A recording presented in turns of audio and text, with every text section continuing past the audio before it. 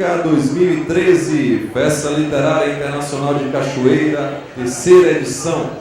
Patrocínio da Oi, Coelba, Faz Cultura, Secretaria de Cultura, Secretaria da Fazenda, Governo do Estado da Bahia, Petrobras, Governo Federal.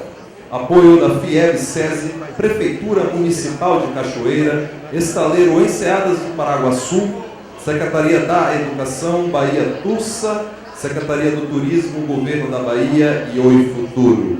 Apoio institucional da CBN, Jornal Correio, Livraria Oficial LDM, realização Cali, Cachoeira Literária e Content Rede Bahia. Chegamos à terceira e última mesa dessa sexta-feira internacional, com grandes autores internacionais com exclusividade aqui na cidade de Cachoeira, gratuito, transmissão online. Um salve para quem está assistindo. Já soubemos que tivemos uma transmissão recorde pela tarde na mesa de CuriCast. Aqui é Cachoeira, aqui é Flica, sejam bem-vindos vocês todos que estão aí assistindo a nossa transmissão online. E a mesa de hoje é quente, entre flores e espartilhos, com a baiana Alex Leila e a best-seller internacional Silvia Day. E eu quero convidar agora, para mediar essa mesa quente, nosso querido amigo, mais uma vez, à frente da mediação, Jorge Portugal, por favor, ao palco da Flica.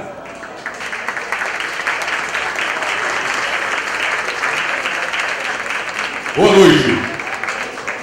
Olha, aqui pelo terceiro ano, primeiro ano como plateia e os dois últimos como mediador.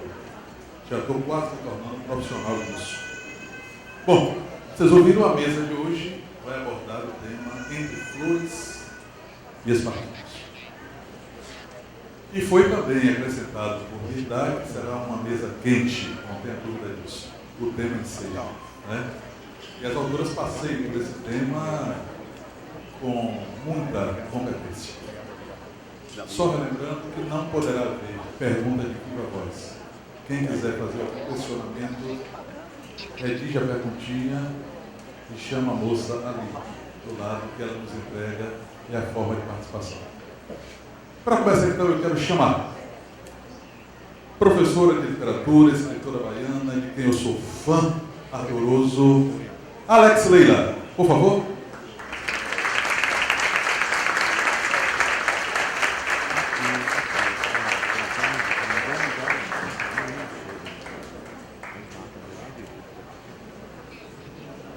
E a escritora,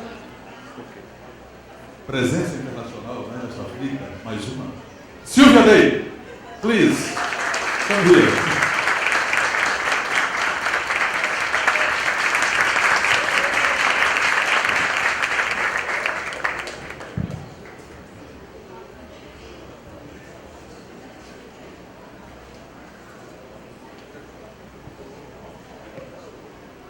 Bom, vocês também. Quem precisa devidamente aparelhado. Eu vou usar o meu aparelho, porque eu estava conversando com o Aurélio Schumer. O meu inglês está a ponto de não morrer de fome em alguma rua de Londres ou Nova York. Entendeu? Mas não para...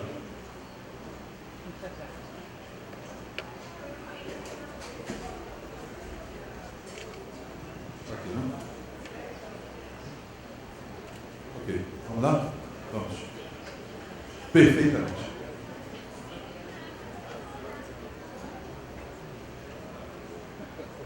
Depois que a gente passa dos 30, tem necessidade.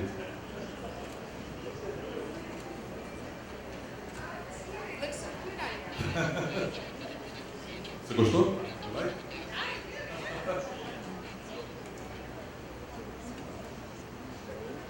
Muito bem. Olha, eu queria esclarecer para vocês que quando o Aurélio me convidou para mediar essas mesas, eu então pedi, né, alguns amigos de Facebook, essa categoria nova de amizade, e alguns amigos mesmo de e-mail, que mandassem perguntas de acordo com o seu interesse pela mesa e pelo tema.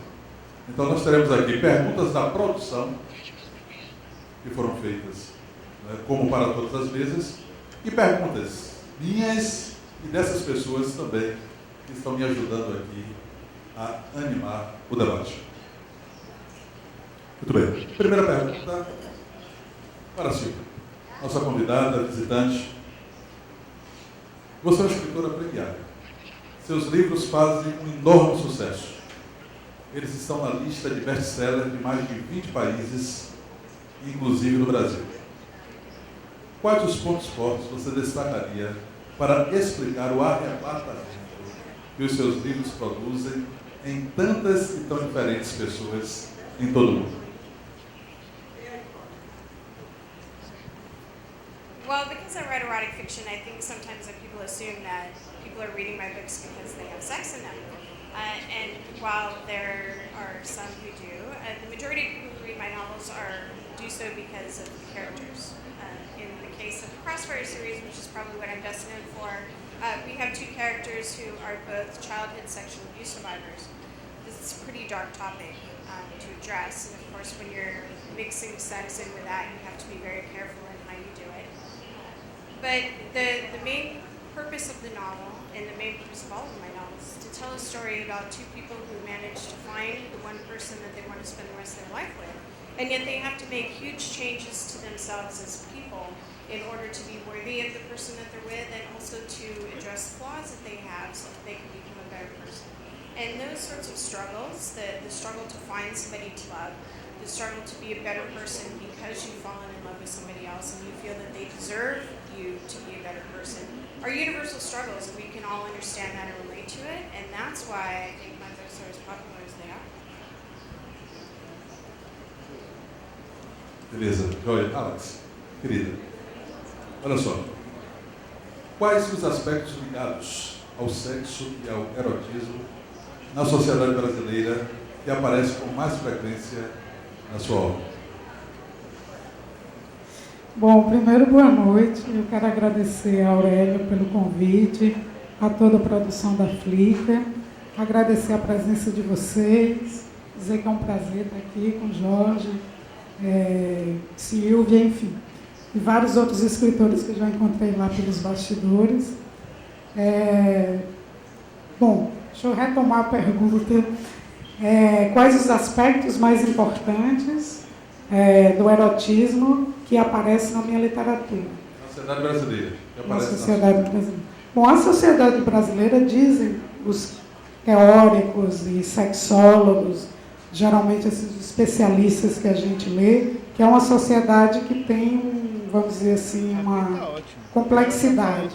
Aparentemente é uma sociedade mais conservadora, mas no dia a dia, nos bastidores, nas alcovas, diz que o negócio pega fogo, né? Eu não sei se na minha literatura espelha essa, vamos dizer assim, esse jogo opositivo entre o público e o privado, entre aquilo que a pessoa aparenta ser e o que ela realmente pratica, né? Entre quatro paredes. Na verdade, eu me dei conta que os meus livros tinham um grau de erotismo a partir das pessoas. Pessoas que liam e comentavam determinadas cenas que, dentro do meu projeto ali de escrita, eram cenas naturais, de pessoas que estavam se conhecendo em vários aspectos. Existem muitos debates intelectuais, existem também muitos debates físicos, corpóreos, que às vezes acabam em relações quentes. Então, eu não sei se isso acontece, porque eu não considero meus personagens muito conservadores. De modo geral, eles são muitos, na maioria das vezes, muito transgressores, eu creio. Beleza. Silvia. Bom, essa pergunta é do sociólogo Hélio José, que colaborou conosco quando pedi às pessoas que enviassem suas pessoas. O tema da mesa é Entre Flores e Espadinhos. Em seu romance, A Touch of a Clayton, sua personagem, Lindsay, diz que foi criada para querer que os homens abram a porta para ela, puxem a cadeira e paguem a conta. Em troca, ela fica bonita e tenta ser agradável. Ou seja, o homem precisa oferecer flores e, em troca, se necessário for, a mulher se compromete ao sacrifício de usar os partidos? para ficarem mais bonita e agradar os homens? Okay, so was there a question in there? Tem sim. Ela não entendeu. Eu acho que ela não viu. Faltou a música da pergunta. It didn't translate into a question. Tem. Ele pergunta se os homens precisam... O homem precisa oferecer flores. E em troca, se necessário for, a mulher se compromete ao sacrifício de usar os partidos? A pergunta é essa. Well, I think that in any relationship between men and women, you have to have some sort of give and take. And to a certain extent, I think that we should expect men to be men in certain ways. And that doesn't necessarily translate in today's society that the men should make more money than women. It doesn't have to be that way. The women can make more money than men. They can have more levels of power in different parts of their life. And yet, in the home life, you need to have a certain level of exchange that's equal.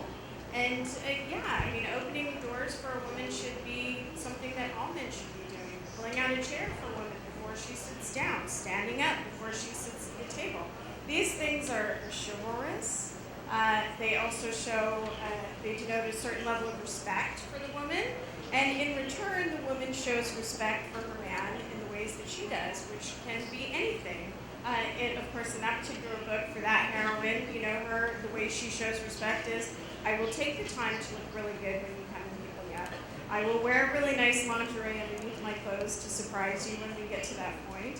I will be respectful to you as a man in ways that I can as a woman. And absolutely, I think if we lose that, one, we lose a lot of romance in life, and also we lose a very simple way to show respect for the person that you're sharing your life with.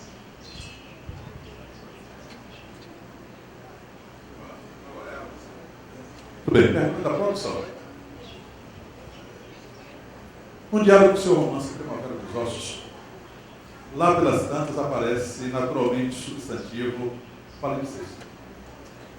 Naturalmente sincero no diálogo. A conversa continua e logo alguém saca o substantivo pastiche. Finalmente, um dos personagens constata: estamos filosóficos hoje. A pergunta é: os eruditos também amam? Ou, como escrevia Caio Fernando Abreu, há a biblioteca de Alexandria entre nossos corpos? Papo cabeça não atrapalha? Para mim, não. Eu sou leitora de Thomas Mann, eu gosto de André Gide, eu gosto aqueles romances, aqueles livros, inclusive, que teorizam sobre o próprio ato de escrever romances hoje. Enfim, livros que muitos dos meus alunos dizem que são chatíssimos. Por sinal, tem vários aqui, orientando os meus aqui na plateia. Eu gosto de papo cabeça. E, no caso de Primavera nos Ossos, eu creio que não foge muito ao universo das personagens, porque são personagens que têm essa formação. Ela é uma publicitária muito ligada à literatura. Ele também é um jornalista que escolheu ser fotógrafo, fotojornalismo. E ambos são muito ligados a cinema, música, de modo geral, e literatura. Então, eu não vejo como esse papo ali no meio atrapalha. Agora, eu gosto dessa autocrítica dos próprios personagens, que em determinados momentos, eu acho que isso é bem verossímil. No universo com meus amigos, de vez em quando a gente fala, a gente tá chato. Hoje a gente só fala de literatura, só fala de intertextualidade, só fala cada palavrão que sai na conversa. Então, não creio que isso atrapalhe. No caso desse romance, Primavera nos Ossos, algumas passagens do romance é um romance muito duro, porque a personagem perde um grande amor da vida dela, que foi marido dela durante 5 anos, e se decide por outro homem. E a abandona, só aceita ser amigo dela. E em seguida ocorre que ela é estuprada brutalmente por 2 rapazes, e ela empreende um percurso assim de querer se vingar desses rapazes, coisa que ocupa boa parte da vida dela, né, e da energia dela. Então ela se movimenta assim dentro de um, vamos dizer assim, de sombra e luz o tempo inteiro no romance. Então, para dar até uma leveza, para a estrutura do livro não ficar muito densa, e obviamente eu não tenho intenção que ninguém corte os pulsos depois de ler um livro meu. Então eu escolhi colocar algumas cenas, algumas até revelações mesmo da subjetividade de alguns personagens em forma de diálogo. Aí faz esse ping-pong entre eles dois, que eu achei que dava mais ritmo e mais leveza ao livro.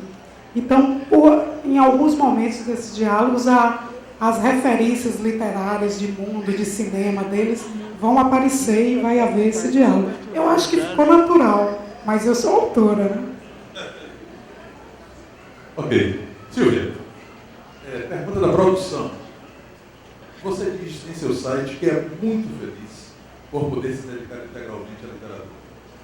Mas nem sempre foi assim, não é mesmo? Conte-nos como era a Silvia Day antes de poder se dedicar exclusivamente à literatura. Ser uma escritora em tempo integral sempre foi seu sonho? Yes, I knew I wanted to be a writer when I was 12 years old, so I was fairly young when I realized it. I had just finished reading my first romance novel, and I was absolutely consumed by it, and I loved it. I was very sad when it was over. And at that time, I knew that I was going to grow up and I was going to be a novelist. Now, in between that time from when I was 12 to when I actually sat down to become a writer, I went to school, I joined the military, I was a Russian linguist for the U.S. Army, which was a very interesting time in my life.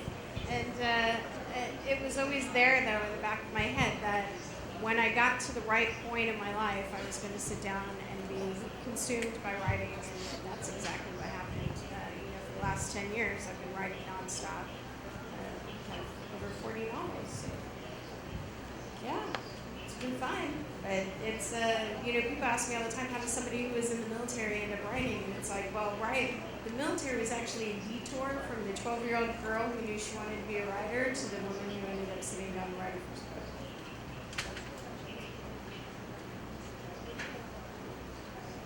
Bom, pergunta de Joana Figueiredo para você.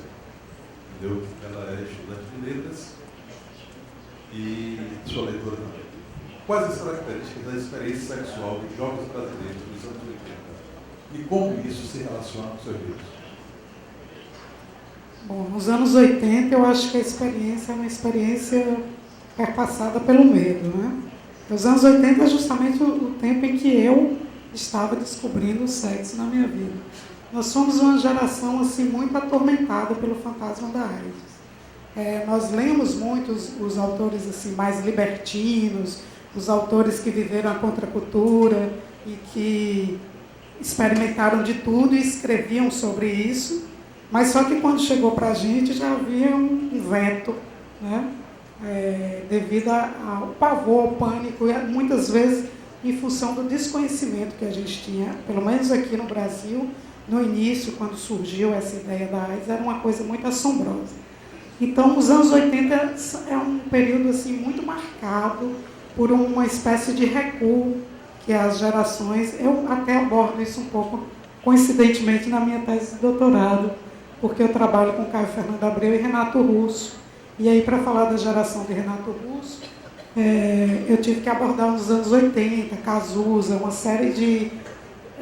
ícones, né, do rock pop brasileiro e que, infelizmente, passaram por essa experiência trágica de terem contraído do vírus da AIDS. Então, houve assim, uma espécie de recuo para a gente e, muitas vezes, isso dava até uma certa revolta, porque era um momento assim, de muitos hormônios, de muitas vontades e também o momento que a gente estava deixando a casa dos pais, e sexo vinha todo contornado por uma série de promessas e também, ao mesmo tempo, de medos. Em alguns contos meus isso aparece, mas não é a tônica, não, porque eu comecei a escrever mesmo assim, prosa, com, vamos dizer assim, um horizonte do que eu queria, fazer até um projetinho para saber o que eu queria abordar e tudo, foi a partir dos anos 90 que eu comecei realmente a escrever. Então, a gente já tinha ultrapassado um pouco, a gente já tinha algumas informações, alguns medicamentos. Eu também já tinha visto que aquilo não era o cerne da questão. Então, os meus personagens refletem um pouco as minhas vivências, de modo que, quando eu começo a abordar a sexualidade, a partir do meu primeiro livro, que é Urbanos, os personagens já não trazem mais esse pânico do corpo do outro, dos fluidos, da entrega, dessa partilha, de se entregar ao outro. Ok, Silvio. Para você, qual é a diferença da literatura erótica em relação ao erotismo representado nos filmes? O que explica o sucesso de livros como os da sua série Crossfire ou 50 Tons, num mundo que cada vez mais é dominado pela cultura audiovisual?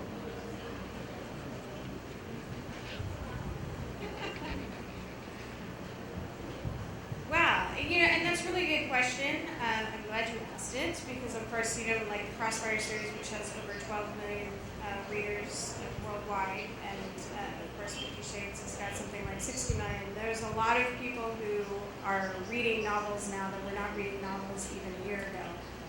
Why are they reading novels now? One of the reasons why, of course, is because the Crossfire series and 50 Shades as well was covered quite widely in the media. It was on your television set, it was in your newspaper, it was in your magazine, people were talking about it in the news. And so where literature had kind of become something that you read in certain journals and discussed with certain members of your life, certain social circles that you had, it suddenly became something that you talked about with everyone. People were talking about it in the streets, people were talking about it at work. You couldn't get on a bus and not see somebody sitting next to you reading a Crossfire novel or one of the 50 Shades books. And when a book happens to saturate popular culture like that, that's where, of course, you get this big burst. But why did it attract this sort of attention? To begin with, as people are asking, what happened? Now, of course, in the case of 50 Shades, you have very titillating subject matter, right? You have this red room of pain where a man takes women to have very violent and abusive sex, and to sit there and think, wow, one, do people have something like that? And two, do women want to read about it? Obviously they did. But, it did start the question of, did we realize that there was this sort of literature out there, and did we realize that there was this sort of hunger for it? And of course, now, it's become, quite well known that it is, but that's really, that whole thing about sex attracts attention and sex sells is, of course, absolutely true. Of course, once they bought the books, they would not have continued to read the novels if that was all that they found in there. It's because they fell in love with the characters and their particular struggles to be together that they continued to read a long, ongoing series. In her case, it was 3 novels. In my case, it's 5.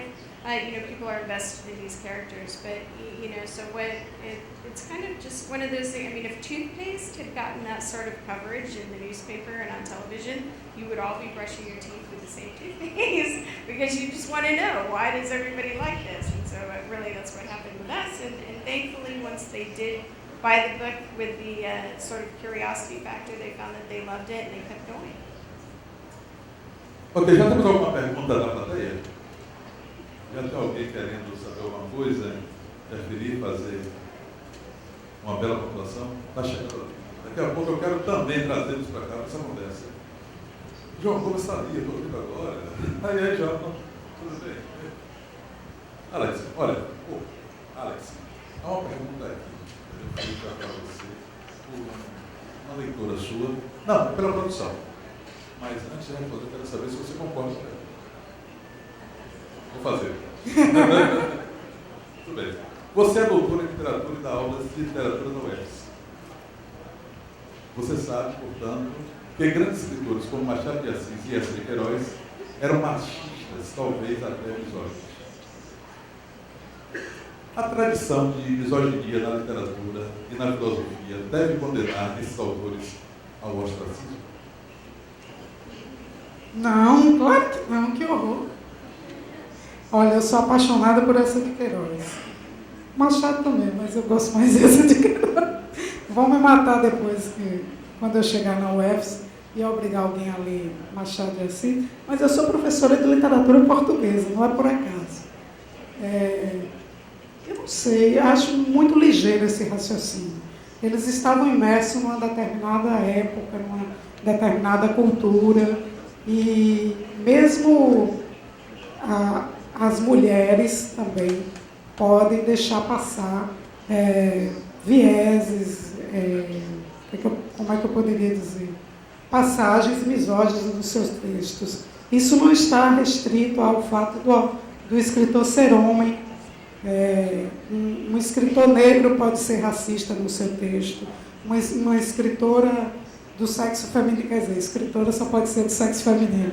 Bom, não sei, hoje em dia os sexos estão mudando. Eu sentei do lado de um transhomem no último debate que tivemos na UFLA sobre sexualidade. Um transhomem, João Nélio, o primeiro transhomem brasileiro. Nasceu mulher e hoje é homem. Então, nunca se sabe. Mas assim, uma escritora pode também ser misógina. E aí nós vamos empreender essa caça às bruxas e sair, matando os escritores. O que eu sempre digo é o seguinte: escritores são seres humanos, vão para casa, vão para o supermercado, pegam fila no bom preço, tem contas a pagar, tem problemas.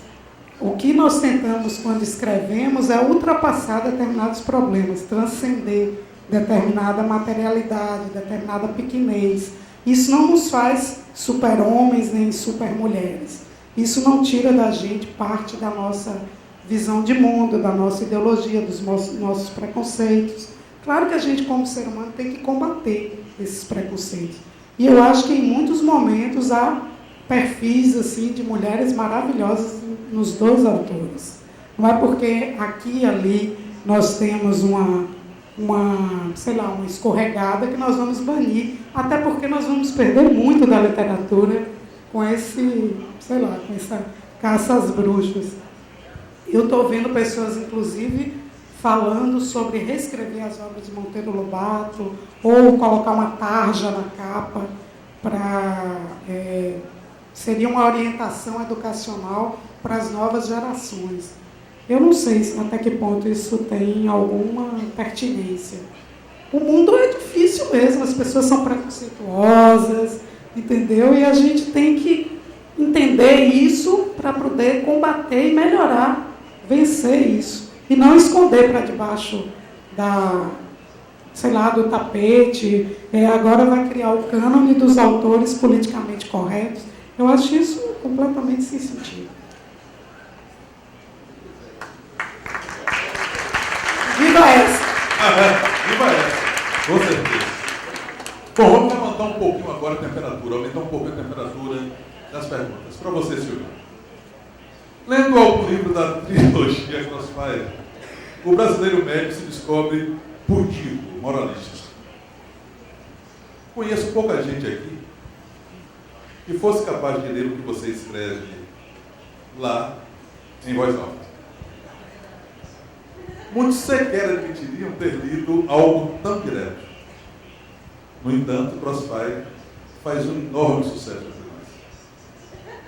Por trás da pudicidade, do moralismo público, se não todos, pelo menos a maioria, esconde uma alma devassa, libertina.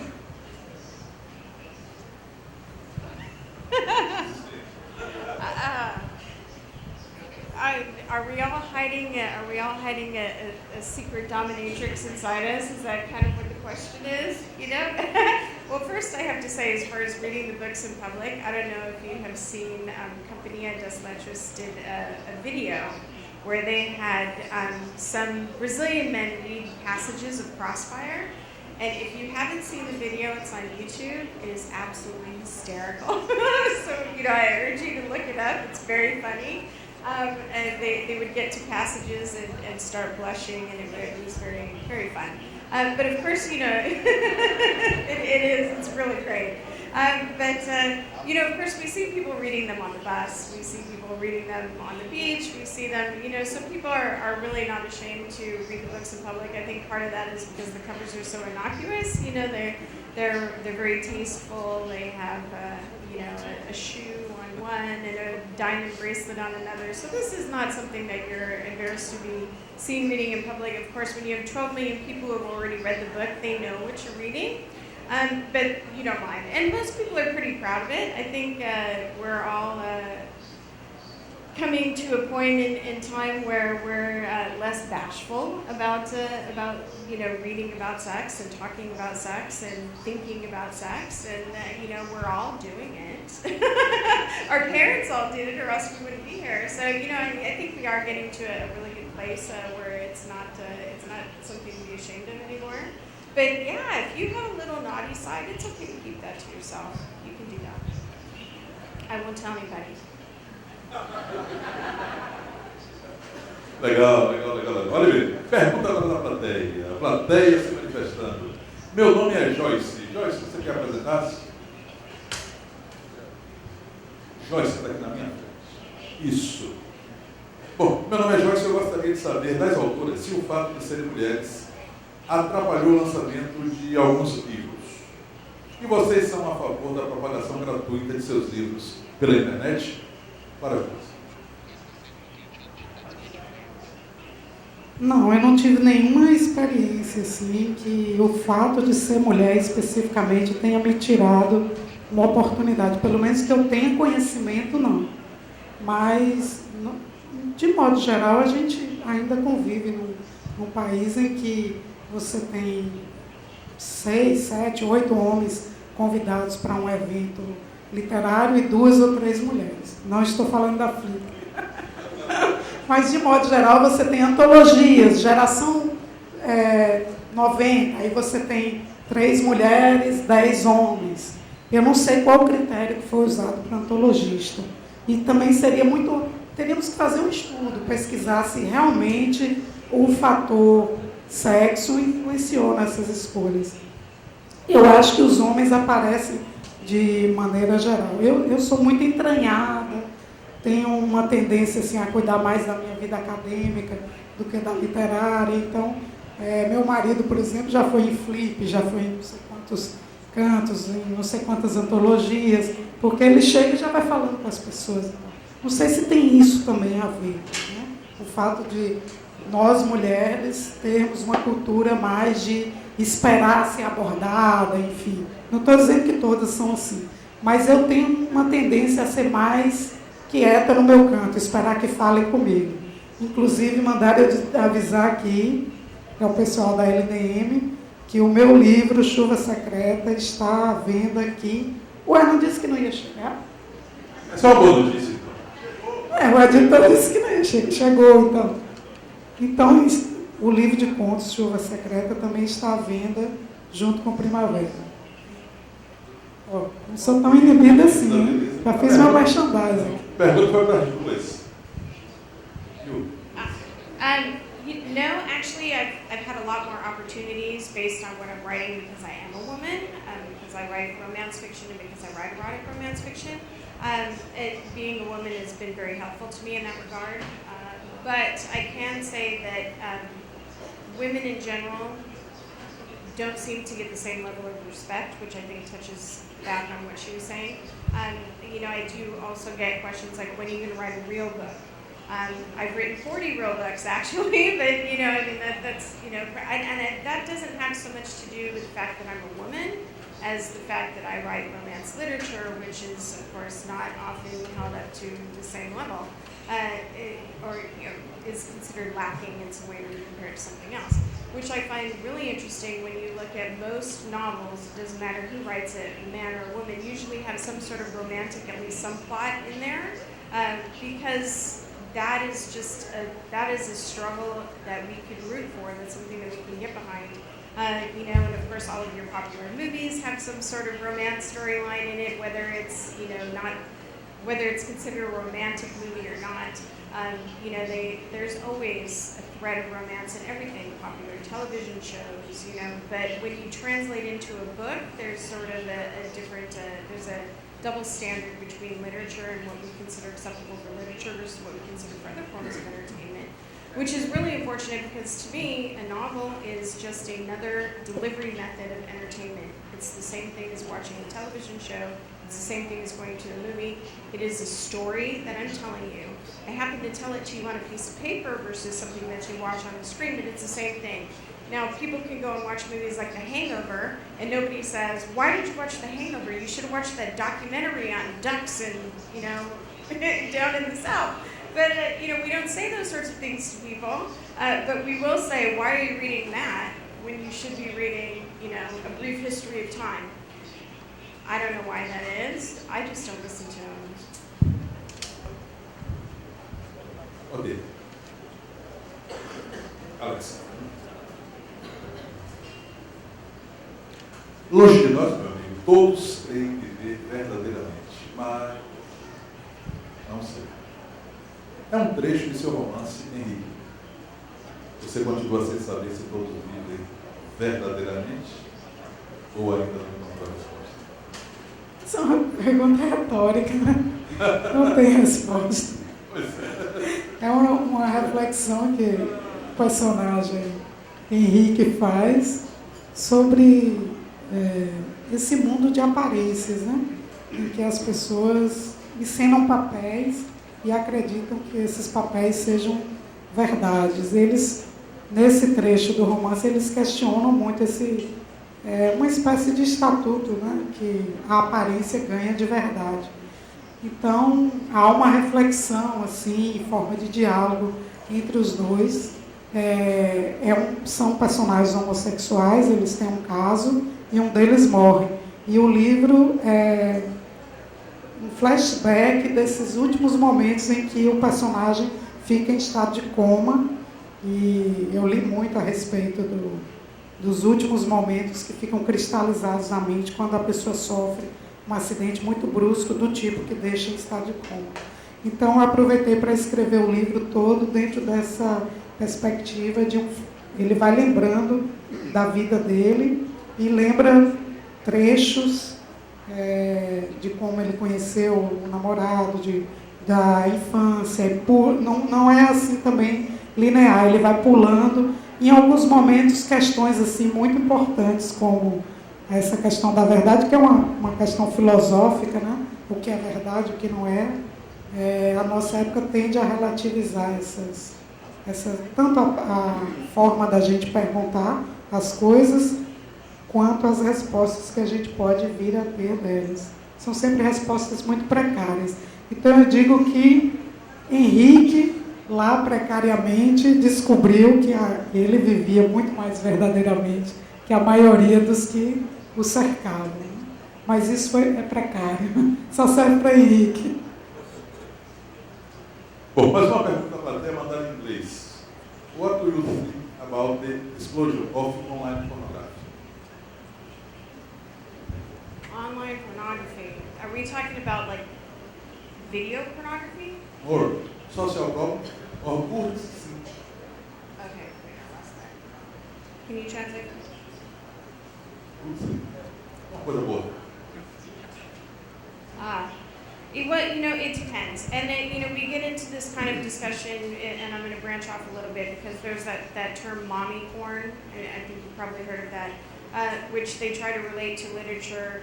And I can understand that in a way. It's a very long term because pornography is very different, and I think that's one thing to understand as far as erotic literature versus pornography. Pornography is a very specific type of entertainment.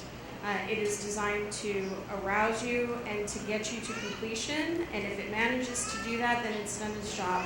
It doesn't have to tell a story, it doesn't have to have a plot, it doesn't have to have any sort of character growth, character arc. If it turns you on and gets you off, it did its job. That's what pornography does. Erotic literature, of course, is designed to tell a story. You have erotica, which is the story, one character's story. And it's following one particular character's story arc from beginning to end, and they're going to be a different character at the end than they were at the beginning. and they manage to make that transformation via sexual interaction, and that could be with one partner or multiple partners. The end goal of the story is not to have a romantic relationship, but to have this person transformed by these erotic experiences that they've had. Then you have, of course, erotic romance, which is following the journey, a journey of a couple from the time that they meet to the time that they get to their happily ever after, and the way that they communicate with each other and change as individuals because of the sexual interaction that they have with each other. There is a very definite story going on there. Then you have, again, we go back to the term mommy porn to describe erotic literature, and that's because people try to relate. What is this that do we have this explosion in the number of people who are reading Crossfire, the number of people who are reading 50 Shades? And how do we relate that to what we know about sexual entertainment? And of course, the most well-known form of sexual entertainment is pornography. The problem with pornography, it has a negative connotation in that we find and have found in scientific studies that it causes people to become desensitized to sex. You reach a point where you can no longer become aroused if you don't have pornography on. You have to either watch it visually, you have to hear it auditorially in order to find any sort of arousal. This causes people to disconnect from their partner. They have trouble having intimate relationships with another person because they're not focused on the person that they're actually having sex with. They're focused on what's happening visually and auditorially.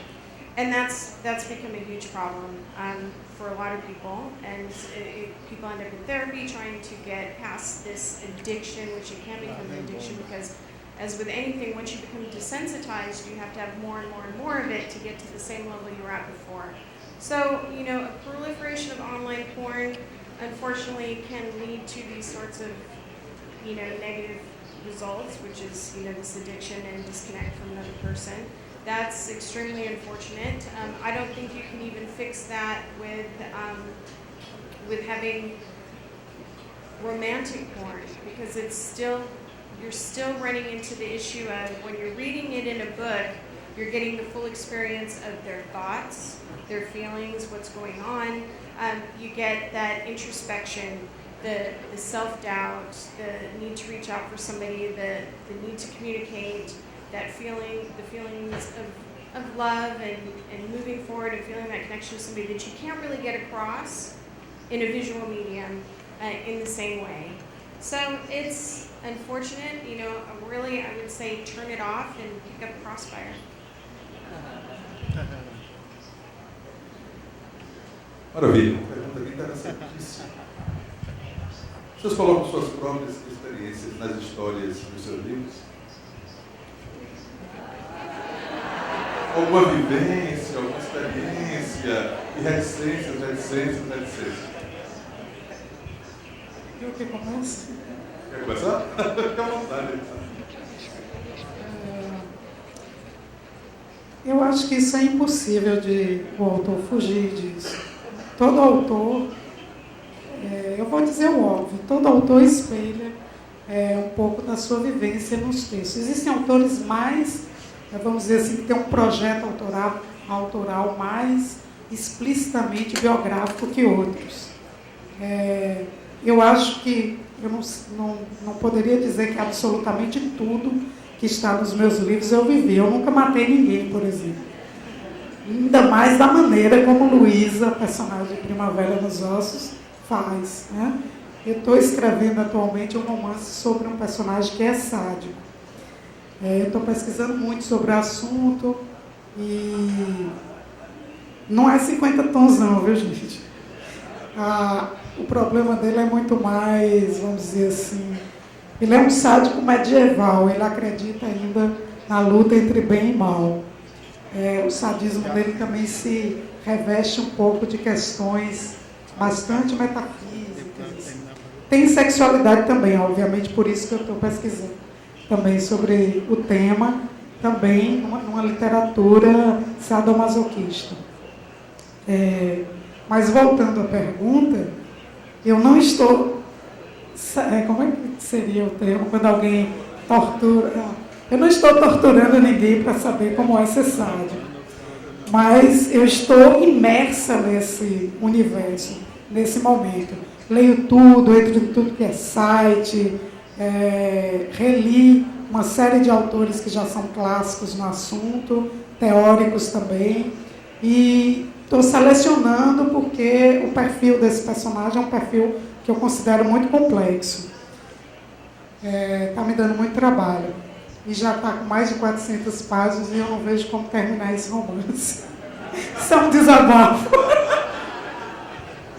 Na maioria das vezes, os meus livros têm não só elementos de coisas, sim, que eu presenciei, às vezes tem coisas que eu roubo das pessoas. Eu sou uma grande gatuna, frases de elevador eu anoto tudo. Tem coisas que eu anoto que eu nunca usei. E tem coisas que eu já utilizei, e se você me perguntar, talvez eu lembre, talvez não. Isso também é muito significativo na minha escrita, porque eu escrevo diários. Então, muitas vezes, obviamente, se alguém lesse meus diários, que eu espero que isso nunca aconteça, iria ver reflexos, às vezes, de andanças pela cidade. Meu primeiro livro ele flagra muito da minha experiência com o espanto que me deu quando eu fui morar em Salvador, que foi por volta de 93, 94. E o livro os contos todos têm nomes de cores, justamente porque eu achava a cidade muito colorida, excessivamente colorida. E as pessoas tinham uma forma de se mostrar muito diferente do interior de onde eu venho, que as pessoas são mais fechadas, todo mundo se conhece também, não precisa se mostrar tanto, todo mundo sabe quem é quem. Então eu ficava pensando assim, meu Deus, como essa pessoa pode ter combinado roxo com laranja? E ficava já imaginando quem era aquela pessoa, onde é que ela vivia, o que ela fazia, o que será que ela gosta na cama, o que será que ela come, que experiência mais terrível ela já pode ter tido na vida, e a experiência mais delicada, e aí anotando coisas. E o livro nasceu justamente disso. Então, eu acho que isso é refletir suas experiências, sabe? Você não precisa sair por aí, né, matando ninguém, nem transando com todo mundo. Para você ter uma dimensão do que é uma sexualidade, vamos dizer assim, libertina, se você quiser escrever sobre esse assunto. Enfim, eu acho que é meio por aí. É uma resposta óbvia, mas... Enilce?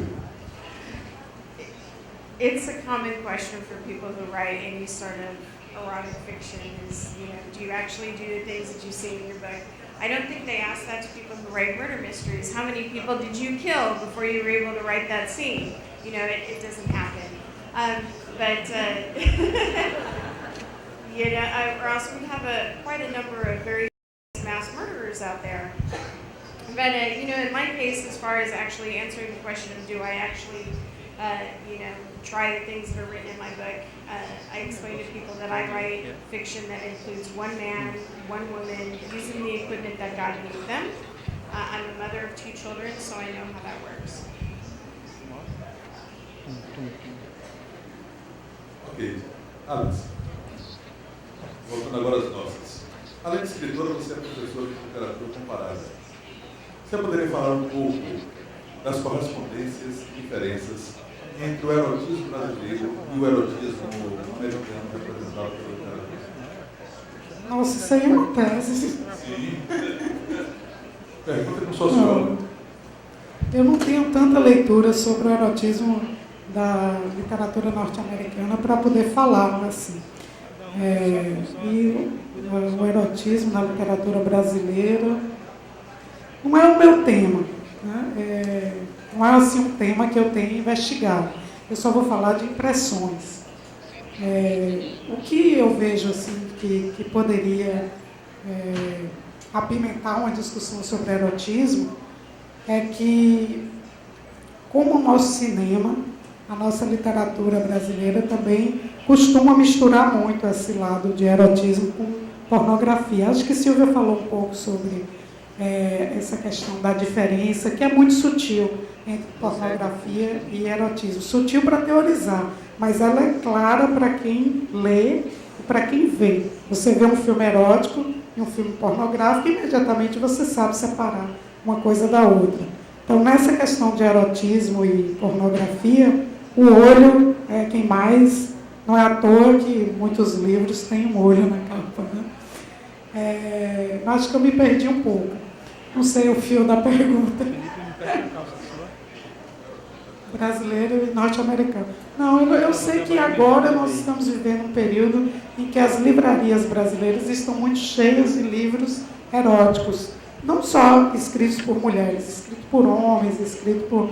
E, inclusive, algumas editoras brasileiras também estão apostando nisso. Eu faço parte de uma antologia de 13 autoras brasileiras foram escolhidas para falar. O gênero escolhido foi conto, e cada autora teve que elaborar um texto novo para essa antologia, que se chama 50... eu esqueci o nome da antologia. 50... Não é tons, não, mas tem alguma coisa a ver com 50. 50 versões de Amor e Prazer, da Geração Editorial. E foi organizada por um professor, Rinaldo de Fernandes. Talvez ele tivesse mais condição de responder sobre essa pergunta, porque ele, para escolher essas 13 autoras, ele andou lendo por aí. Eu sei que existe uma literatura muito forte agora invadindo as nossas livrarias, mas eu não me debrucei sobre essa literatura para emitir um parecer, fica uma coisa meio laviana, assim, para falar. Não sei a diferença. Ok, Silvia, da produção. Suas personagens costumam ser muito ciumentas. E você é ciumenta? Até onde ciúme é tempero, sinal de amor pelo parceiro?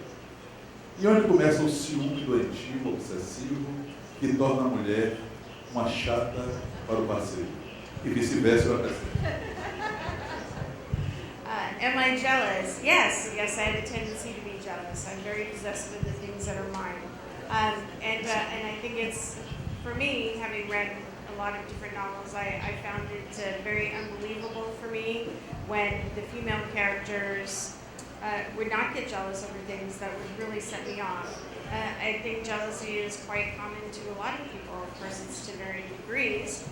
But it was, for me, as a reader, in reading books, I read a lot of books with a lot of jealous and possessive men, and not a lot of books with jealous and possessive women, and of course it goes both ways.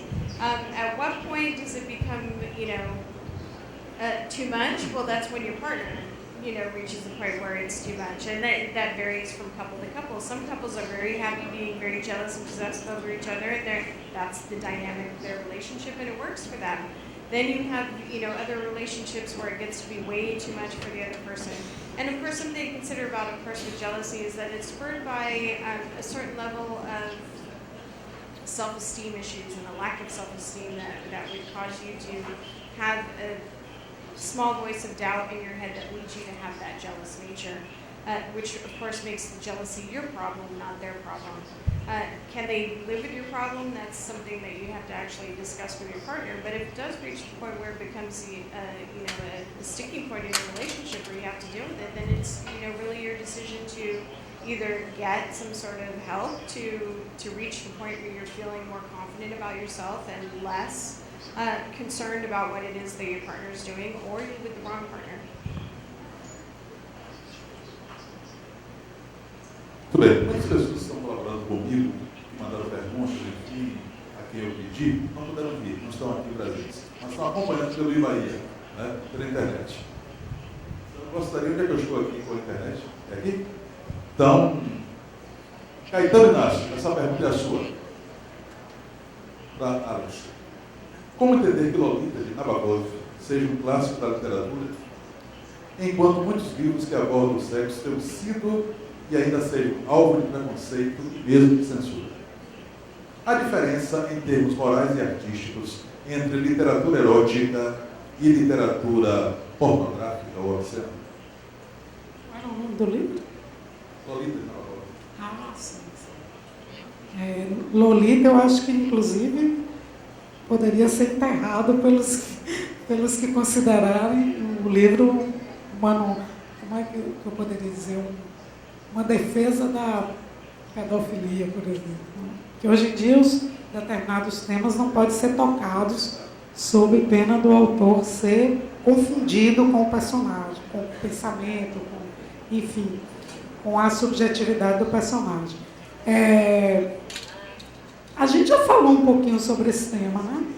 Mas eu acho que é uma questão de sugestividade. O erótico geralmente sugere alguma coisa.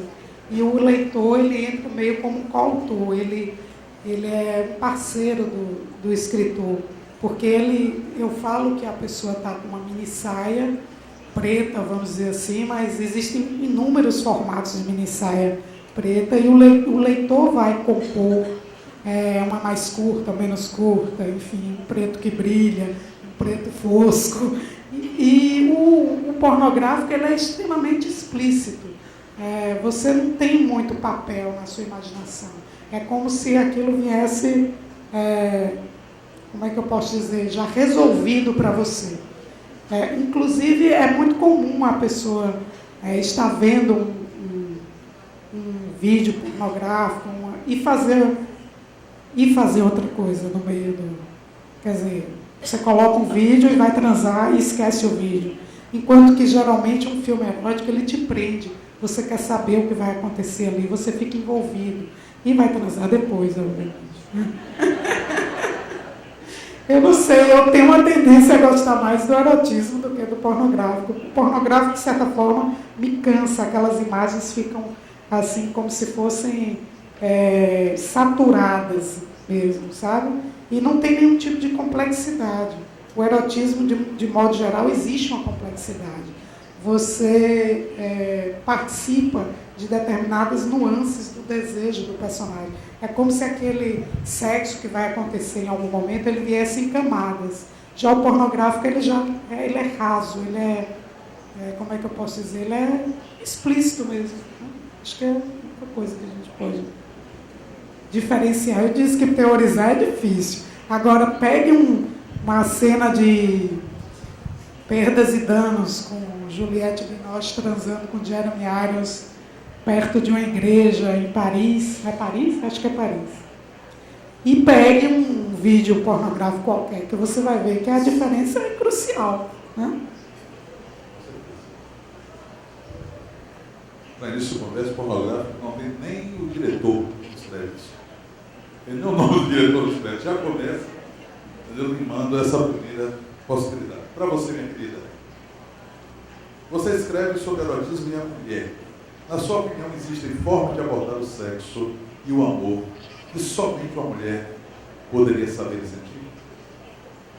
Se sim, fale um pouco sobre isso.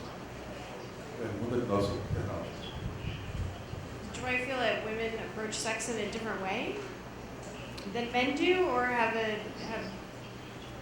Isso que ele quer saber. Bom, primeiro ele afirma que você escreve sobre a vida da mulher. Existe, então, uma abordagem diferente sobre essa questão que só uma mulher saberia absolutely. fazer. Yeah, well, because for women, of course, arousal begins in the mind.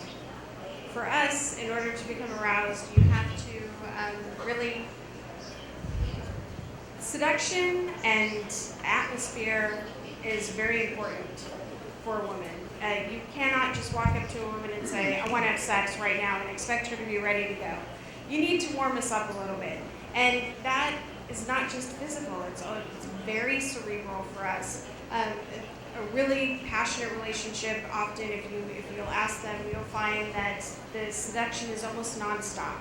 And it can happen with little notes that you find in your lunch when you get to work that your boyfriend or your partner has left for you. Or a phone call that you get in the middle of the day that says, I'm thinking about you. Or flowers that you may receive.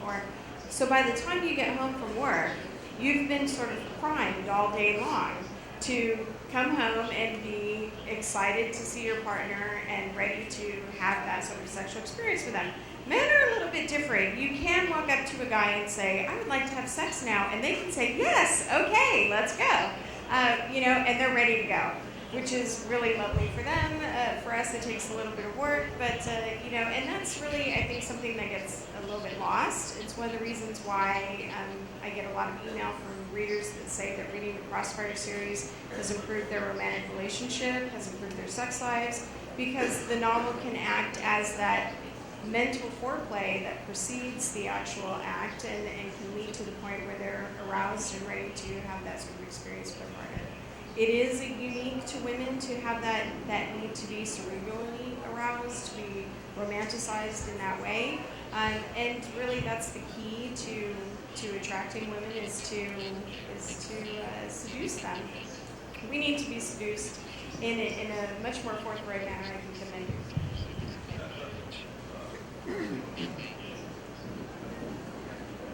Há algumas perguntas que parecem esconder uma certa inconformidade e quase desbravejam.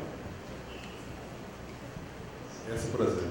Mas o porquê de tantos livros com temas eróticos? Essa é a pergunta. Parece que a pessoa está de punho cerrado.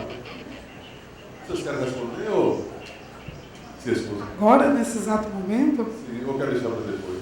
Não, eu digo para a pessoa que elaborou os livros eróticos agora, você acha que aconteceu agora isso? Porque no mercado editorial brasileiro houve uma aposta, já tem algum tempo, acredito que eu venho acompanhando de uns 3 anos para cá. E o que nós costumamos dizer entre nossos pares é que essa edição desses 50 Tons de Cinza, que são livros, né, grossos, e que vendeu tanto e trouxe uma espécie de interesse pelo tema de novo. Agora, o tema na literatura é velhíssimo.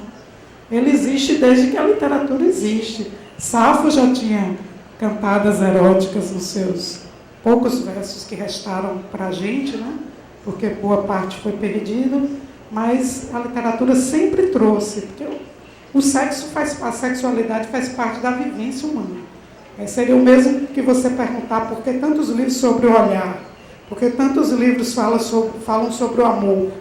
Quer dizer, são coisas vitais, olhar, amar, transar, fazer amor, faz parte da existência humana. Então, a literatura faz parte da vida. Obviamente que ela vai espelhar essas questões. Acho que muda o período. Determinadas épocas têm mais preocupação com determinados aspectos da sexualidade do que outras, né? A nossa época traz muito, agora nesse momento, reflete muito essa mulher que pega ela mesma na caneta e diz o que ela acha, o que ela pensa, o que ela sente sobre sexo, e não mais outras pessoas falavam como antes falavam por ela, né? Então, talvez hoje o erotismo venha marcado de muitas vozes, de muita diversidade feminina falando o que se sente, expectativas sexuais, o que se deseja, também o que se faz, e quebrando alguns tabus também, né? Que mulher não falava sobre sexo até pouco tempo atrás. Então, eu acho que é por isso. Não se revolte que o erotismo é saudável. Quem quer que fez essa pergunta? Roberto Alexandre, cadê você, meu rei? Por aqui? Você mandou 3. Eu vou fazer logo esta daqui, porque eu consegui ler com facilidade. As outras eu estou traduzindo ainda, viu? Por isso que eu não fiz os primeiros. É para você, Silvia. Para o para escrever o que você escreve, você tem que ser sexualmente e emocionalmente bem resolvida. Você é? Pergunta de Robertão. To write erotic fiction, yes. Yes, actually you do. I don't think that you can be a virgin and write about sex. Certainly if you've never had an orgasm, you would not be able to describe it. That would be kind of like saying, I'm gonna describe what chocolate tastes like to you, but I've never had it. I mean, you just couldn't do it. So yes, you need to have some sexual experience. You need to have good sexual experience. I mean, obviously, if your sexual experience has not been all that great, you're not going to write a very good book about it. And two, you have to have that good sexual experience with somebody else. It's totally different, of course, an orgasm that somebody else gives to you versus one that you have yourself. So having a well-rounded and successful sexual life is absolutely integral to writing erotic fiction. Ok, Roberto? Legal. Alex, é para você. Essa pergunta é da produção. Já virou lugar comum dizer que as mulheres amam o antes e o depois no sexo, até mais do que o durante. A sedução que o precede, o carinho suave que o secunda. Já o homem é adepto sincero da rapidinha. Sexo enquanto alívio. Alívio enquanto fonte de felicidade. Esses clichês têm razão de ser? Ou a mulher, liberada das amarras, também já curte a rapidinha sem compromisso? Você sabe o que foi essa pergunta? Muito bem. Curte, a mulher gosta de ouvir. Não depende do tempo, gente, depende do como. Eu acho que é um clichê, sim. Existem alguns clichês, e como eu estava dizendo anteriormente, é bom que a mulher tome as rédeas também desse jogo, porque existem muitos clichês que vão se transformando, assim, desde a época de Ovídio, que dizia que não existe mulher mal cantada, ou existe mulher difícil, existe mulher mal cantada, né? Ele dizia isso lá na Arte de Amar. E a gente repete isso no dia a dia, não sabemos nem o que é, de um poeta romano, que já no final da sua carreira literária escreveu esse livro. E traduzindo para o português comum, seria mais ou menos isso que eu tentei falar aqui. Eu acho que existem muitos clichês que acabam contornando essa ideia do papel da mulher, o que a mulher espera, o que ela quer de um homem. E aí criou-se essa ideia. Também acho que existem muitos clichês em torno da figura masculina. É claro que existe assim o geral, né? De modo geral, você abre uma revista, você vai bater naquelas cartas. A revista ainda existe hoje. Eu sou velha, viu? A pessoa vai se entregando pela idade. Mas você, sei lá, vê fóruns, Facebooks, você vê as pessoas dizendo, falando de determinada, como é que eu posso dizer, decepção. Em geral, as pessoas se reportam muito a essa questão de o cara não ter tido tanta atenção quanto a moça gostaria de ter recebido e tal. Então, isso vai revestindo, vamos dizer assim, essas falas anônimas desse clichê, né? Que a mulher não se contenta com pouco no sentido da duração sexual, e que o homem rapidamente fica satisfeito. Mas nós, no nosso dia a dia, nós conhecemos tanto a mulher, que também está interessada numa rapidinha, quanto os homens que gostam também de jogar fora o relógio. Esses são os melhores. O relógio, calma. Ele já olhou assim. O relógio, por enquanto. Sim, eu acho que é um clichê. Mas não é um clichê gratuito também, obviamente, né? Nós temos fisiologicamente necessidades e o nosso corpo responde, o desejo da mulher responde de uma maneira talvez mais lenta que a do masculino, né? Por conta disso, a nossa cultura vai desenvolvendo esses clichês. O homem é micro-ondas, né? A mulher é forno convencional, entre outras imagens que circulam por aí. Mas as pessoas são também muito diversas e as pessoas também têm um processo de mudança muito constante. Então, eu tenho amigas que são completamente contrárias a esse discurso. E acham que não, que depende muito mais do como se faz, da intensidade, do que do tempo, né, disso. E eu gostaria de dizer que eu prezo muito durante, viu? Não só o antes, nem o depois. Comigo tem que ser tudo.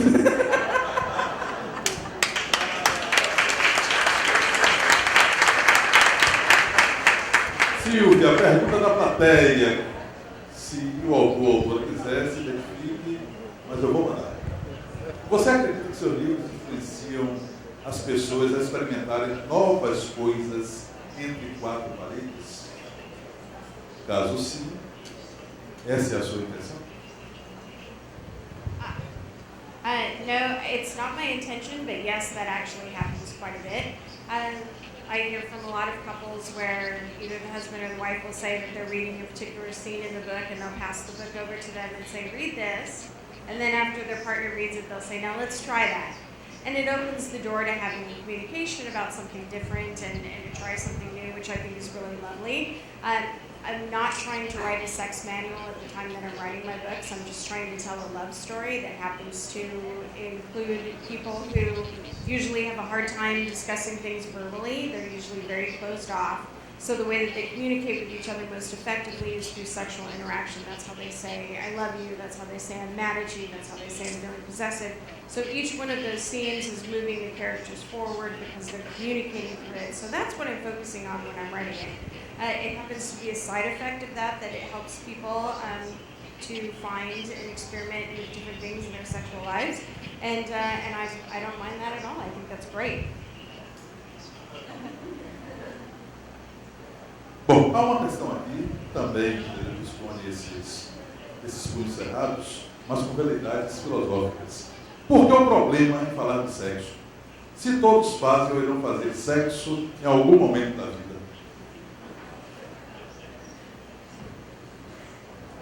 Ele responder? É, também. Mas a outra. Eu vejo problema não em falar de sexo.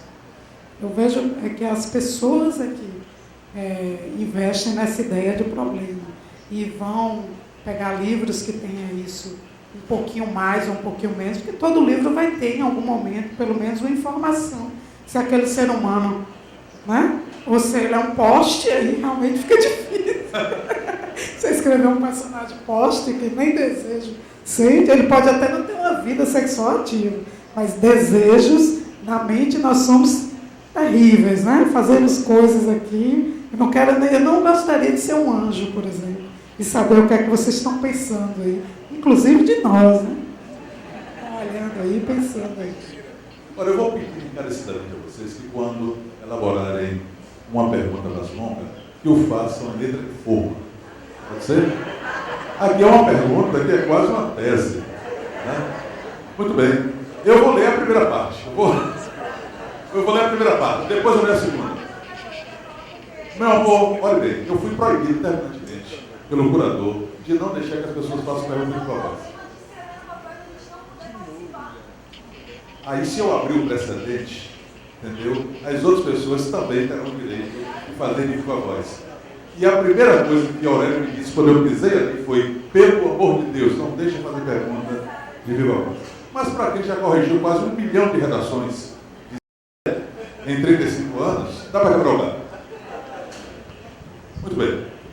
Gostaria que comentasse a respeito da construção histórica da mulher, da moral cristã, do pecado, da mulher compassiva, recatada, da dominação do homem frente ao corpo e à mente da mulher. Como essas questões permeiam sua vida sexual? É a primeira parte. Vou fazer a segunda depois. Para as duas, né? Você falou para as duas. Quem pegar a primeira é dona?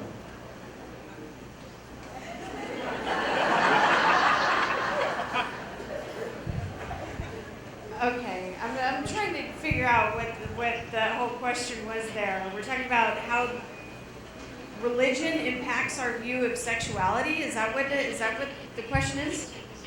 Sim, como a moral cristã historicamente impacta isso, não é, meu amor? Essa construção da mulher recatada, da dominação do homem frente ao corpo e à mente da mulher. E como essas questões todas permeiam sua vida sexual. Você quer? Hein? Lê a segunda parte. Tá joia. Vamos lá. Então eu posso cortar no meio? Posso fazer uma edição aqui? Posso. Muito bem.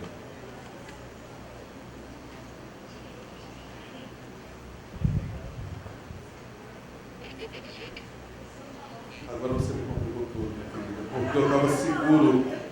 Eu ainda iria compreender a segunda parte, mas com calma, enquanto ela estivesse respondendo. Porque houve aqui texto arrependimento, texto arrependimento. Você cortou uma opção de coisa, não foi? Ó. Eu vou fazer o seguinte, gente.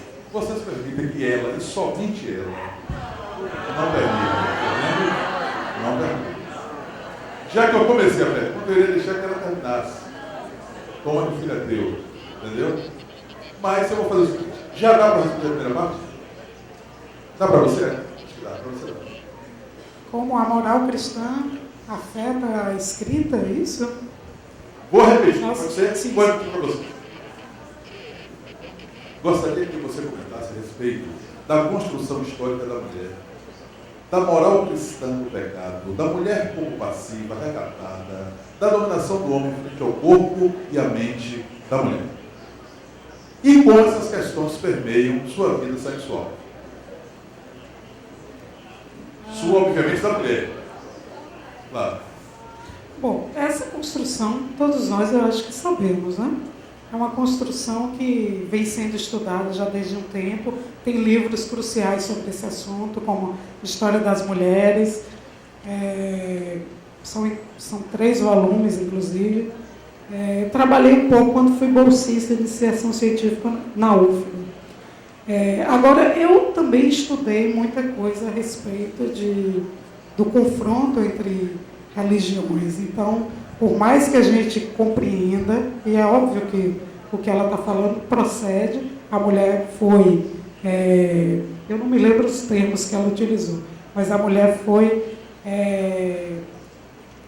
como é que eu posso dizer, colocada dentro de um determinado papel extremamente privado, recatado, e muitos de nós ainda temos resquícios desse comportamento, mas não podemos dizer que vivemos ainda dentro desse período, seria uma hipocrisia muito grande. Nenhuma de nós estaríamos aqui, inclusive eu, mostrando o joelho aqui, seria impraticável. Existe uma série de elementos que a gente pode ainda levantar. Por exemplo, no nosso país especificamente, as mulheres, o meu livro Primavera nos Ossos mostra muito isso. É uma mulher independente, é uma mulher dona do seu nariz, culta, emancipada, mas que sofre um estupro, uma agressão física. Quer dizer, você ainda tem, como vamos dizer assim, como resquício dessa formação opressora contra a mulher, você ainda tem ruas onde você não pode ir sozinha, horários que você não pode circular, determinados lugares que você não pode ir, que você corre risco. Você pode não correr risco de vida especificamente, mas você corre o risco de ser invadido naquilo que é o mais seu, né? Aquilo que a gente tem de mais nosso, de mais íntimo, de mais privado, que você pode chamar de seu e ninguém pode lhe tirar o seu corpo. Então, quando você é invadido nesse seu reduto mais íntimo, e ainda por cima sendo forçado, obrigado a fazer algo que com o qual você não concorda, é uma coisa muito violenta. Então, a minha, inclusive, é um tipo de violência. Infelizmente, eu vi isso num documentário da GNT, que uma mulher dizia assim, infelizmente, é um crime não, ela usava outra palavra, um tipo de violência que é democrática. Ela usou essa palavra. Aquilo ficou reverberando na minha cabeça, porque realmente é democrático, ou seja, qualquer mulher, de qualquer classe, qualquer etnia, qualquer mulher está sujeita a isso. No nosso país, nós temos determinados horários. Você pode mapear também as cidades brasileiras, né? E temos também, quando eu me debrucei sobre o tema, estudei um pouco para escrever o livro, temos também em casa esse tipo de violência, o que mostra que ainda existe essa mentalidade em relação ao sexo feminino.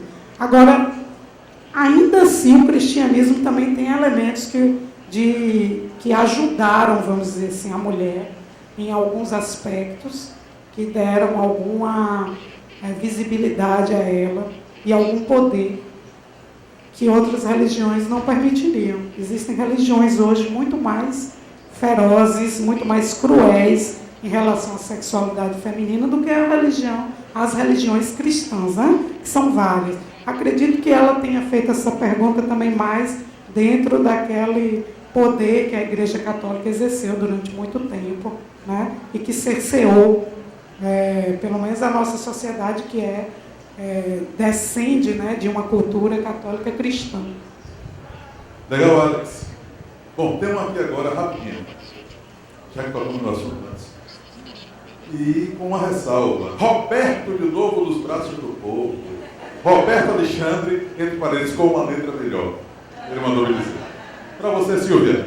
Para o Silvia, como você fez para fugir dos clichês e escrever Crossfire sem tabus?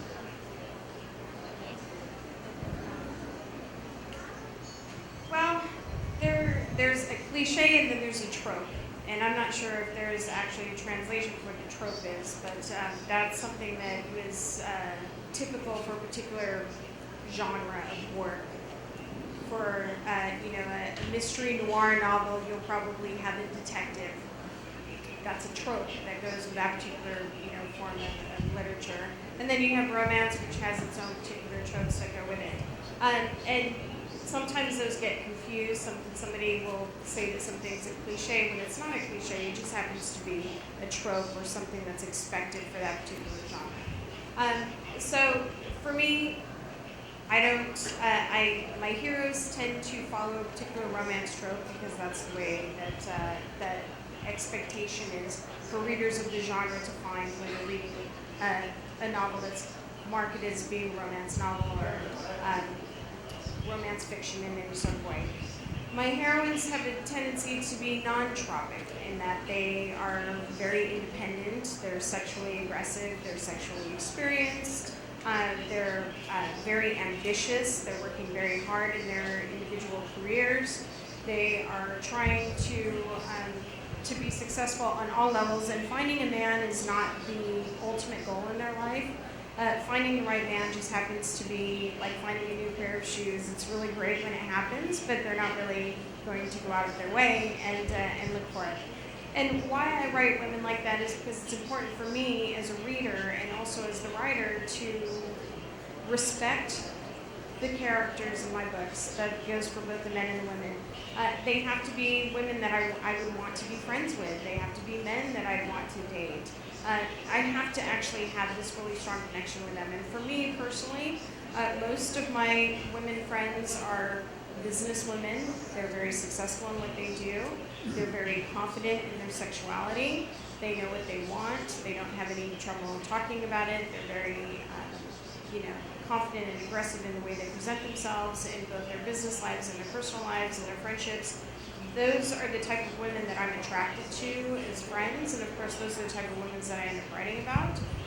It's not for me something that I do deliberately to try to avoid writing the trope. It's not a cliche, actually. The trope of the virginal heroine, that is actually quite typical in romance novels, and there are a lot of readers who like to read about women who are virginal. For some reason, they find it very attractive to think that the only man that they'll ever be with happens to be the hero.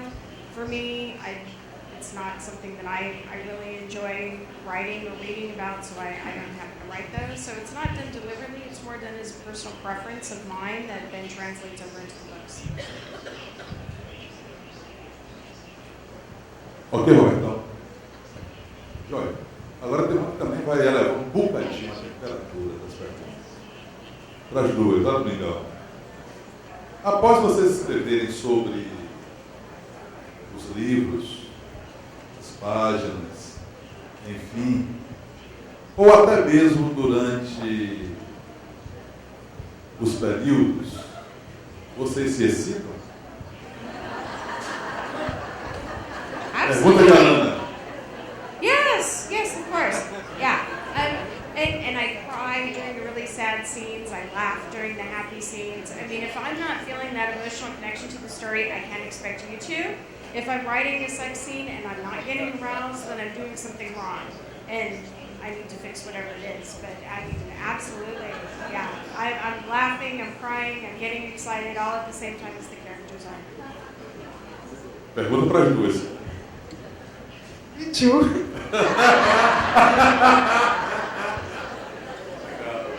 Legal. Pronto?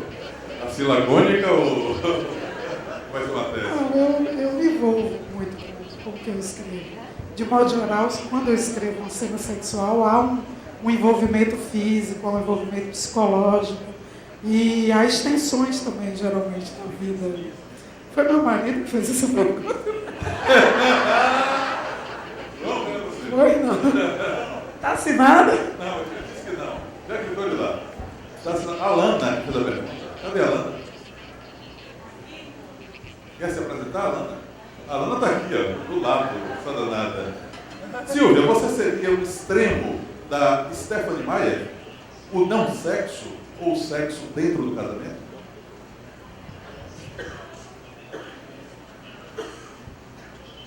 You know, I don't know because I didn't read the Twilight books. So I really have no idea what Stephanie Meyer's books are like. I saw the movies. I didn't see the last one, but I saw the first three. But I don't know if that qualifies me to say that I know anything about her writing style or anything. Sorry. Ok. E você, Alex? Você acha que escritoras enfrentam mais barreiras e preconceitos para publicar literatura erótica do que os homens? Nesse exato momento, acho que não. Nesse exato momento é um momento bem propício, porque existe inclusive uma demanda de público e de editores atrás dessa voz feminina que fale por si, que dê nome ao seu desejo e mostre os caminhos desse desejo. Mas, historicamente, sim, a mulher, de modo geral, nunca foi assim fácil para a mulher escrever. Historicamente, nós temos mulheres usando pseudônimos masculinos para poder fazerem seus textos chegarem com alguma respeitabilidade ao editor e ao público, né? Nós temos diversas histórias assim, de mulheres que até, não só pseudônimos masculinos, como também, às vezes, textos circulando anônimos, né? Como nós temos as cartas portuguesas, por exemplo, que tem um componente erótico e é atribuída anonimamente a uma freira, mas nós não sabemos se, de fato, existem controvérsias sobre de quem é a autoria daquele texto, que é um texto fundamental na literatura portuguesa.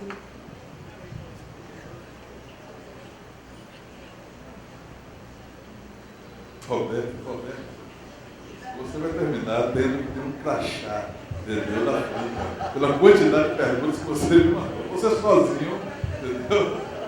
Eu vou pedir a Aurélia e a Mirta para você chegar junto aqui.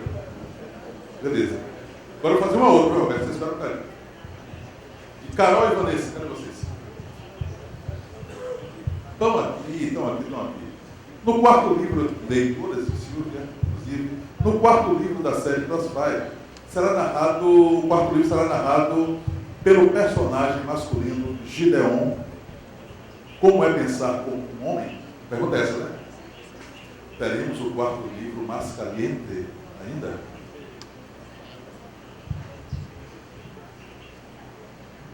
Okay, this is where I get coy. I haven't said that the fourth book is narrated by Gideon. I said that it's Gideon's story, but not necessarily that it's written from Gideon's point of view. Isso aí? Yeah. So, and then, I've had readers say, but you still didn't answer the question. Is it going to be in his point of view or is it not? All I can say is I haven't said that it will be. It's just Gideon's story.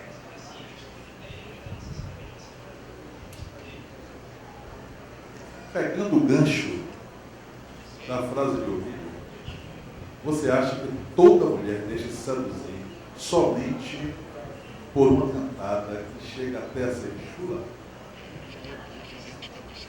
Entendi. Somente por uma cantada? Uma cantada que chega até a ser chula. A pessoa pegou uma passagem da sua frase que você falou de alguém, fez essa referência. Eu não lembro mais da passagem. Digo a você. A passagem foi. O vídeo diz exatamente isso, isso é uma tradução. Não existe mulher difícil, existe mulher mal cantada. É uma espécie de estímulo aos homens para não desistirem. Aí fica aquele monte de homem enchendo a paciência da gente, a gente com vontade de dar um tapa na cara logo. Mas não pode, né? E aí ele pergunta se toda mulher Eu não entendi direito, assim. Se deixa seduzir até por uma cantada Por uma chula. cantada chega a ser chula. Olha, existem mulheres muito diferentes. Eu tenho uma amiga, por exemplo, que diz que quando ela passa na rua e ninguém assovia, ela se sente chateada. Ela vai para casa triste, ela acha que... Mas eu me sinto extremamente incomodada a ser abordada assim. Determinadas abordagens, inclusive, muito grosseiras, né? Que nós temos na nossa cultura.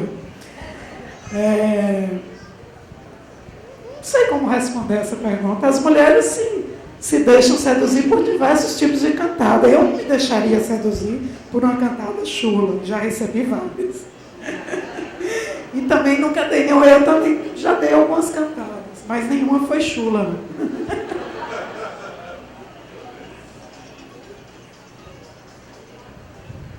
Para o cinquentão, vale a máxima: para cavalo velho, capim novo? Ah, não, foi para mim. Não, eu não respondo nada aqui hoje. Eu só pergunto.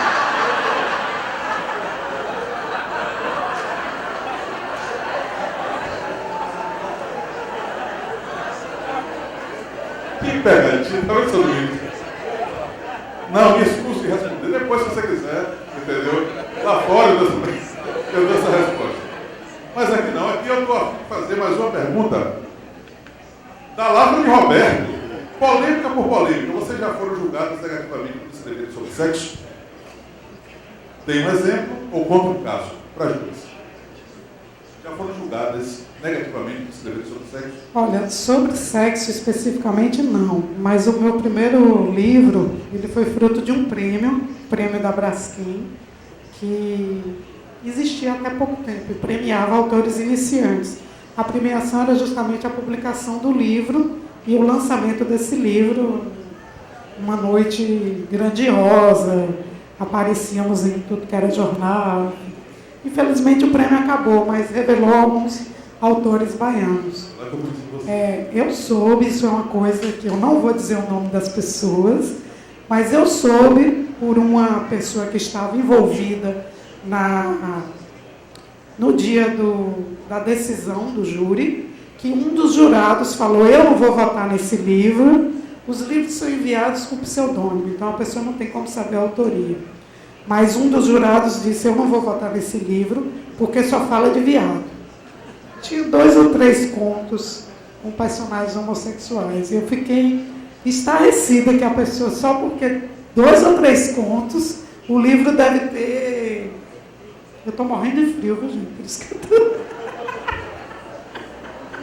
estou batendo queixo aqui, eu sou friorenta.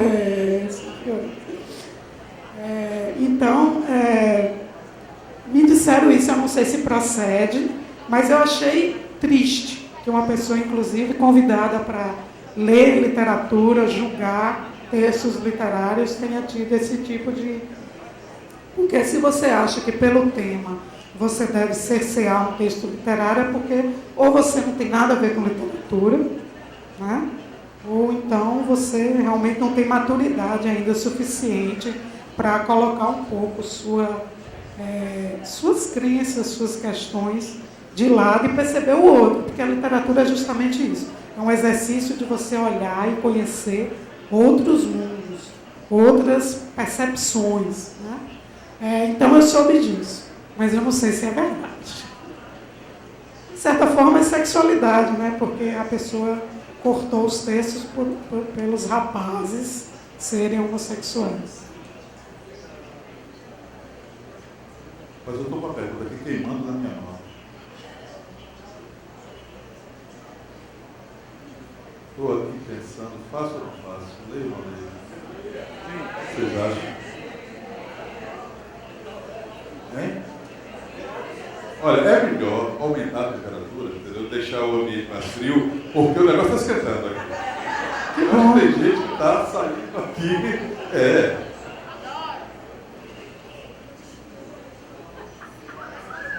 Hein? Silvia está esperando a pergunta. Ah, claro, vou para as duas, Silvia. I'm sorry. Pergunta de polêmica por polêmica, foi essa? Foi. Polêmica por polêmica. vocês já foram julgadas negativamente, você, por escrever sobre sexo? Dê um exemplo. Yeah, all the time. From reviews in mainstream newspapers, and there's almost kind of this expectation that if they say that they actually like the book, that they will be judged to be a lower quality reader than somebody who reads something else. That's quite common. Also, just they don't understand, I think, a lot of times what the point of the story is. They think, well, if we're just talking about boy meets girl, they have sex and they live happily ever after, what is that? I mean, what's the story there? Is there anything really interesting? I mean, are we going to take anything away from that? And they're not really understanding the full scope of what's being read there. That's pretty typical. And also, romance as a whole, the romance genre as a whole is denigrated quite a bit. Unfortunately, if somebody doesn't die at the end or the romance doesn't end badly, it's not considered literature. But you can write, Nicholas Sparks has made a career out of writing a romance novel. They're all romance novels. And then he'll just either kill somebody at the end or make sure that they don't end up happily ever after, and it's elevated to a different level of literature. I don't know why that is. It's, for some reason, I've had people say, well, it's just unrealistic, or it's just fantasy, or it's, there's all of these labels that are put on romance, and yet when you actually talk to whoever says that, you'll find that they're married, which means that they've fallen in love with somebody and started to have a life. So is it really an unrealistic expectation that you're going to find somebody that you are, enjoy spending time with and want to live the rest of your life with? No, obviously not, or else we wouldn't be here. But it's pretty typical, and as a writer, I don't pay any attention to it. I have 20 million readers who disagree, and they're the only people I'm writing for anyway. Ok, tá chegando cada pergunta, gente.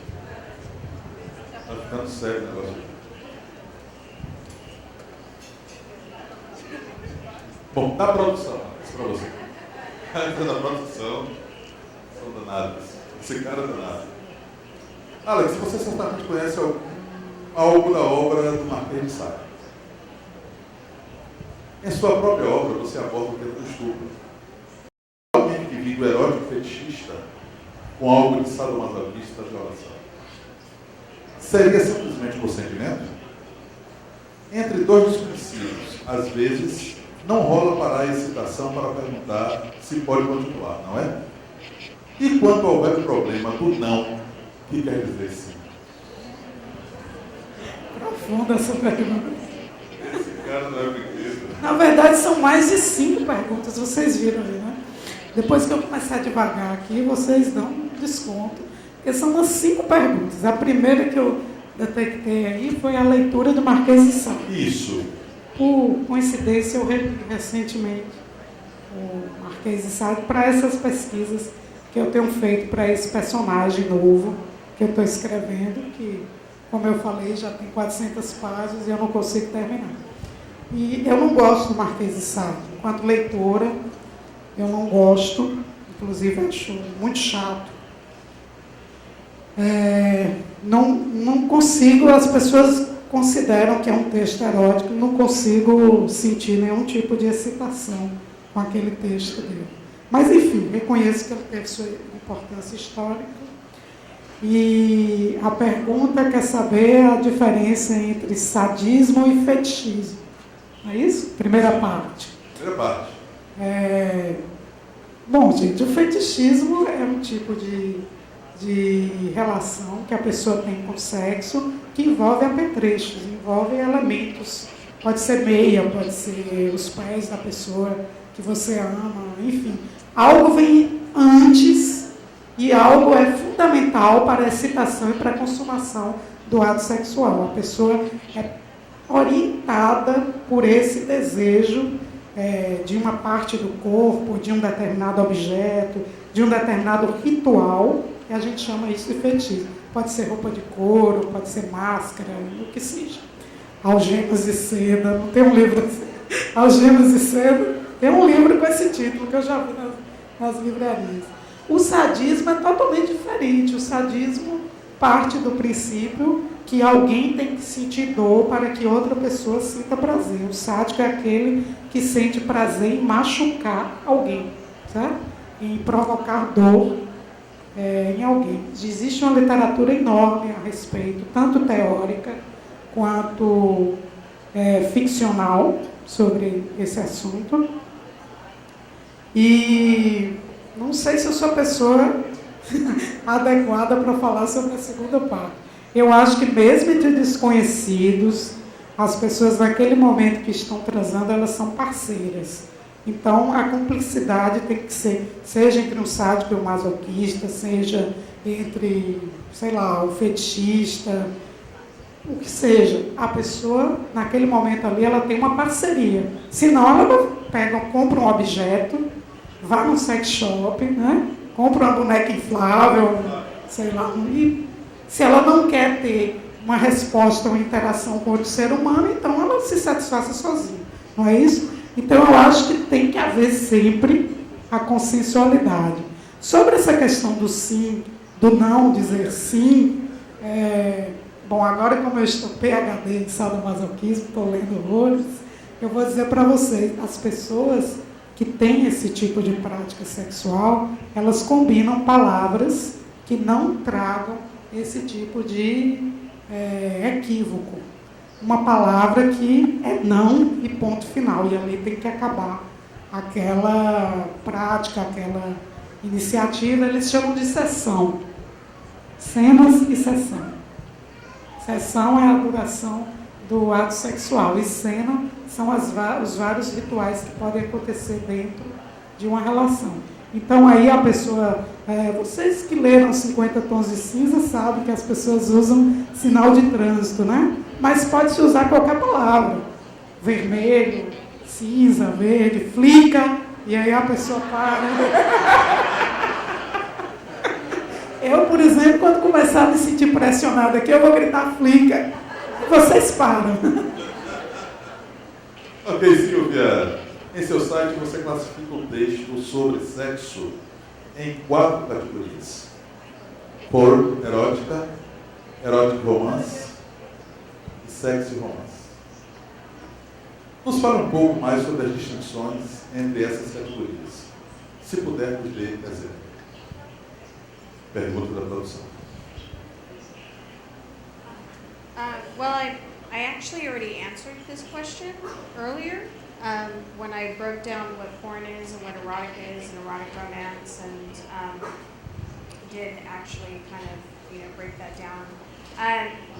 Porn, of course, as far as giving examples, which I didn't do the first time around, pornography is pornography. I'm sure you know it you'll know it when you see it. Erotica, a good example of an erotica story is the story of O. We're following the sexual journey of the O character with multiple sexual interactions with a variety of different men. The end result is not a happily ever after, but O is a very different character at the end of the book than she was at the beginning because of her sexual experiences. O is actually a very classic example of erotica.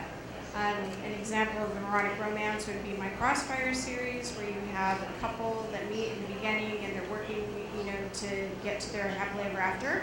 Now, in my case, as I said, I write about one man and one woman, but an erotic romance can have multiple partners. You can have one woman and 3 men, or three women and one guy. It doesn't matter how many people are in the relationship, or what the sex of the participants are in the relationship. The goal is just that you have a group of people, whether that's 2 or more, who are working to get to a happily ever after with each other via sexual interaction.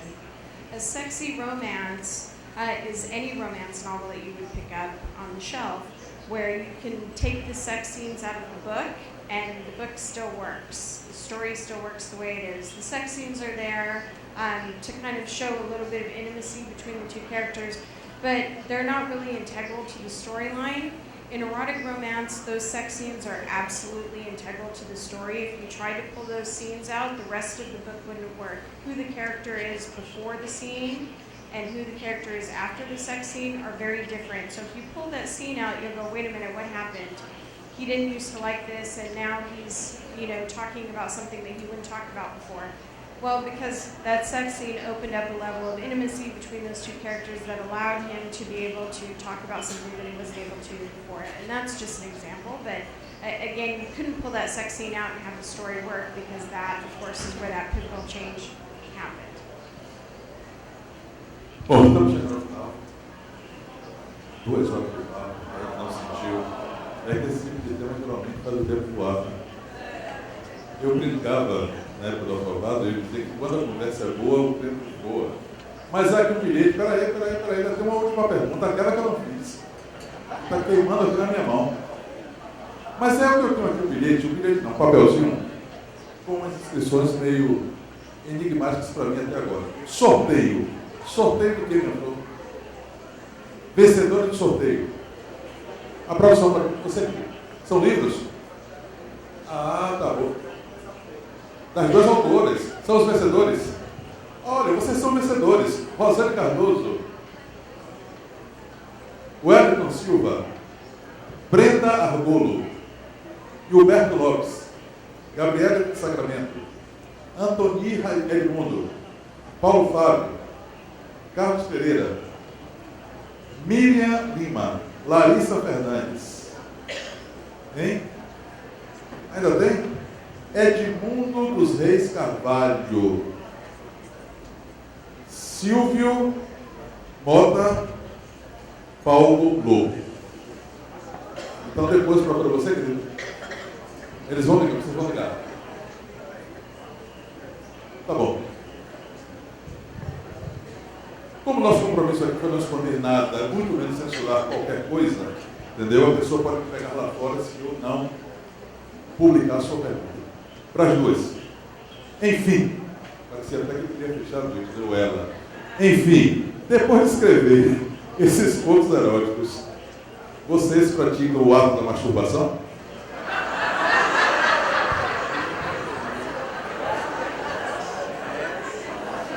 Wow, that's a serious Pode ser respondido laconicamente, não, sim, ou sim, por isso, não, por isso. Responder como Sherlock Holmes, elementar. É elementar, meu caro perguntador.